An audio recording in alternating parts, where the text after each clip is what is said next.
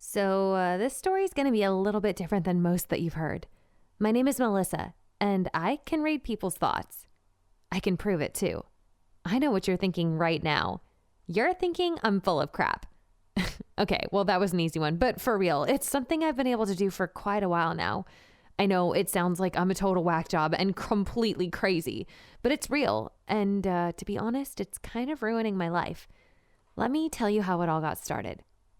A few years ago, I was in a car accident. I don't really remember much about what happened. I was 13 and I was riding with my older sister to get some food. It was raining and she was texting her stupid boyfriend. Needless to say, that was a bad combination. I guess she didn't see the guy in the crosswalk until we were right about to hit him. She happened to look up from her phone at the last second.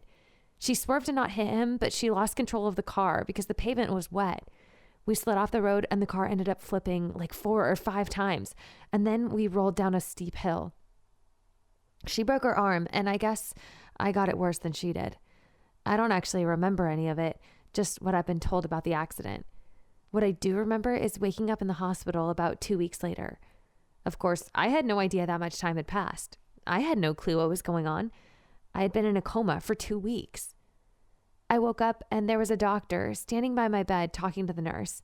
He was telling her that I was lucky to be alive. When I heard the nurse say, "Lucky?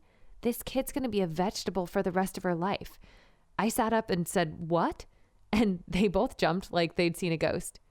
They started checking my vitals and looking at a bunch of machines, and then they called in more people. Next thing I knew, there were like 20 other people in the room.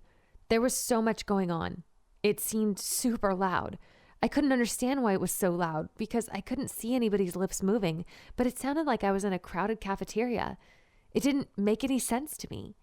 When I told the doctor what was going on, he said that I might have some pressure and swelling in my brain that could be affecting my hearing, and it should get better in a few days. I had to stay at the hospital for several more days before they would let me go home. After I was discharged, things started to go back to normal in some ways, but they got weirder in others. Things got quieter for the most part, but I was still hearing things that I shouldn't be hearing. I quickly started to realize that I was hearing people's thoughts. Now, I know you think I'm crazy. And to be honest, I thought I was crazy at first too.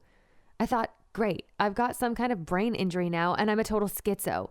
Just what I needed. I figured out though that I wasn't crazy. First, I started hearing my mom's thoughts. She was thinking about how scared she was after the crash. I could hear the thoughts of everyone in my family. And, I thought that was just some weird family blood relation thing. But then when I went back to school, the same thing was happening. Just walking down the hall, I could hear what everyone else was thinking when they looked at me. Some of it was nice, some of it was offensive, and I learned that you really do not want to know what goes on in a teenage boy's mind, or most adult men for that matter. There was one guy in particular, named Ryan, who caught my attention because he thought about me a lot. It wasn't disgusting teenage guy stuff either. I felt like I got to know him through his thoughts. He was really sweet, and he really liked me. Skip ahead a couple of years, and we're actually dating now and kind of in love.